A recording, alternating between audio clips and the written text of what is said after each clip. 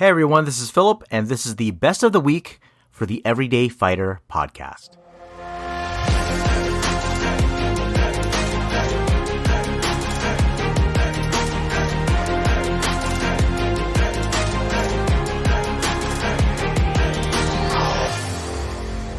I got married at a very young age. I got married on my 18th birthday. And we were married for 16 years. Now, it wasn't the best thing in the world. Looking back on it now, I did it mainly out of spite because I was 18, so I could do what I want to, routine. But he was not a good guy. He was not a nice guy. And he took a lot of that away from me, over the years. Beat it down and took it away. You're not worth anything, this and that and that. In terms of like your kind of like your internal strength that you had cultivated up to that point. Right. He kind of took it. And after we separated and we divorced, several years, good 2 or 3 years is when I found my boxing coach, or maybe a little longer than that. I found him and he gave me that back.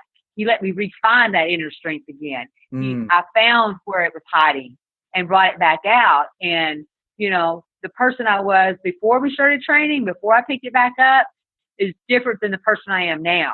Now I have the confidence that I had lost, and I had the self-esteem that I had lost. And, I'm not afraid to try it. I'm not afraid to do some of that stuff anymore. But all of that came into play. I cultivated it. It grew and everything. I got in a bad situation and it got taken away, kind of beat down a little bit. And it took a while for me to even try to find it back. And finding my coach, it started bringing that back out. He said it, he's even said it's always been there. We just had to pull it back. We had to bring it back to the front. And he's right. That fighter part of me has always been there. I lost it for a while, but now it's back.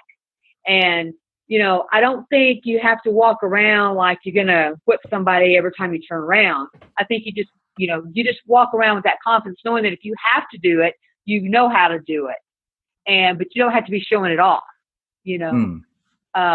Boxing in a lot of ways gives you back that discipline, teaches you how to handle that kind of stuff, and gives you the confidence and everything to back it up. And you don't have to, show it off all the time. It's like he always tells me, always stay humble. There's always somebody out there that's going to be better, but always stay humble. Win or lose, take it the way it's meant to be and be humble about it, and not all cocky and, hey, I did this, So that's what I try to always do, and stay that way. But, like I said, all that was already there. It was taken away and beat down, and now it's back, and it's like, okay, here I am now. I'm back. I'm more me now. Now, it could be such that you focus on yourself. Some people will do that. When I'm tired, it's enough for me to change my focus from I'm tired to like, you can do this. Come on, you can do this. This is something that I've tried to ingrain in my girls, ever since they were ready to hear me, right? To listen. There's a big hill on the road that we walk on sometimes, and it's massive. It's already bad enough for me. It's tough enough for me, but it's definitely tough enough for little girls to go up. And I would just tell them, I hear them start breathing hard, and they're like, "Oh, it's hard, I'm tired," and I just say, "You can do it. You can do it. Say it. I want to hear it. Say, you can do it." And they just say, "I can do it. I can do it." And I say, "You're doing it." I say, "I'm doing it." And then, that kind of just helps them and me get to that top of that hill, right? But that's something that you can do for yourself. It's like, it's enough sometimes to just talk to yourself about it. Put yourself in the mindset of, okay, what is the talk track that you're saying? And for me, I change it from I'm tired to you got this, you got this. Or sometimes I just get on myself. I'm like, come on, man, come on, you can do this. Come on, right? And not in a way that it's beating myself up, but it's like just kind of coaching myself in that way.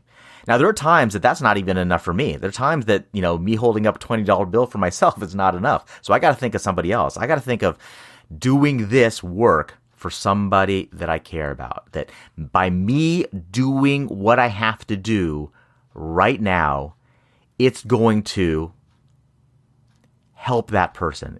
It's going to metaphorically get them the help that they need off, get them off that shoulder, get them to safety, get the paramedics or whomever can help them to them so that they are whole again. They are the person that I imagine them to be, not hurting, not in pain, not suffering, but the person that I want them and I see them as.